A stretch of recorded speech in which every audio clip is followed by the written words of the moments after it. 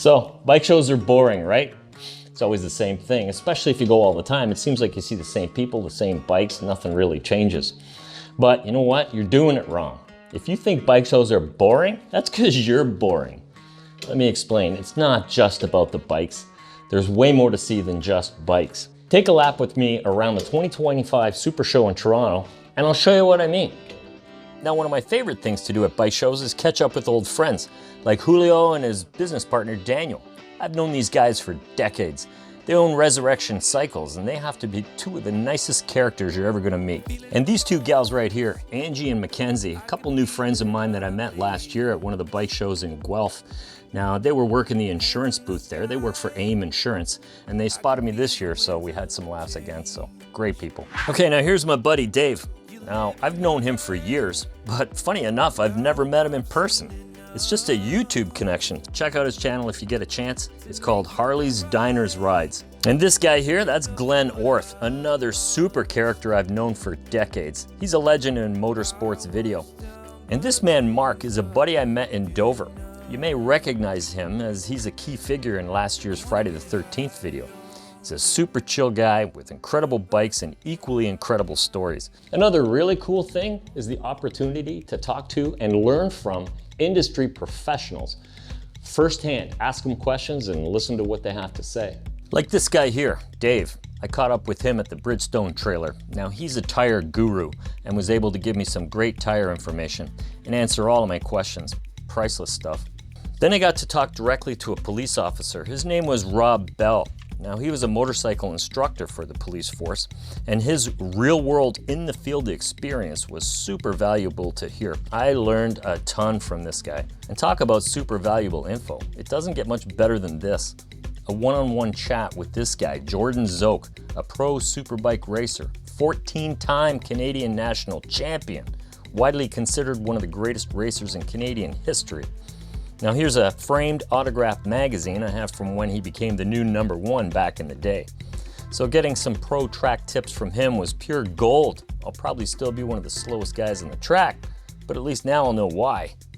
And something else that's often overlooked is while you're wandering around just checking out the bikes, the guys who actually built those bikes are right there, and you have an opportunity to talk to them, engage in the story behind that bike. Very cool. For instance, this guy here, nicknamed Switch, is one of the mechanics at Quinn Custom Motorcycles. He's responsible for fabricating this incredible hubless custom motorcycle. Now, getting a close-up look and hearing the backstory on this bike was truly fascinating. Now, these guys also put together this powder blue beauty here. You may recognize it from last year's Friday the 13th video. Now, this man, Carlo, he has a very unique style. You know, his creations are like nothing you've ever seen before. He calls it sort of Mad Max-ish. Now, you gotta know these are not ornaments. He actually rides these bikes. And this one here, this is his daily runner. He rips that beast right through downtown Toronto. Mad respect to Carlos. Now, on the flip side, Danny from 4 Horsemen Cycle out of Montreal gave me the skinny on this incredibly detailed 100th anniversary Chicano style bike. It took 2 years to build and is hand engraved with real gold accents. Now, this bike is truly a work of art, and while it does start and run, it's definitely not a daily runner. This guy here, Lee, is a true builder in every sense of the word. Now, not only building old school chopper bikes and keeping that style alive, he's committed to taking over where elder statesmen have left off. And now he's picked up the reins to the famous rally that's kind of a frontier ghost town motif sort of thing. It's a weekend-long custom show with camping, bands, and a motorcycle giveaway. Now, thank God we have a guy like this putting new young blood back into the cool old school chopper bike lifestyle. Cheers to you, Lee. But one of the craziest opportunities I had that day was just a random conversation I had with a couple of guys in the crowd. Turns out they were the Freestyle Motocross guys, Christian Martinez and Kyle Boone. Look at these what the they're doing it again this year. Yeah. Are you kidding me? What? Come and see us at 4, so that way we have 30 minutes to... We got to chatting, and next thing you know, I'm in behind the scenes filming these guys. Crazy. All right. Found myself behind the scenes again. Crowd's over there, and I'm over here. How the heck does that work? Okay, now this guy pulling up here is Adam Phillip. He's the third member of the group, and he's wearing my GoPro for this session. Got a chest mount camera. See what kind of footage we get. All right, thumbs up. We're good to go.